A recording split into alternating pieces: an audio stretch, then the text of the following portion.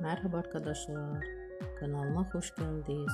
Sevimli oyuncularımız Can Yaman ve Demir Özdemir'den yeni videolar bugün sizler için hazırladı. Demir Özdemir sana bir sır vereceğim.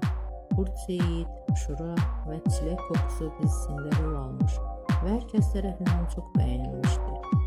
Biz de sizler için onların güzel paylaşımlarını hazırladık. Bu videoların devamı gelmesini istiyorsanız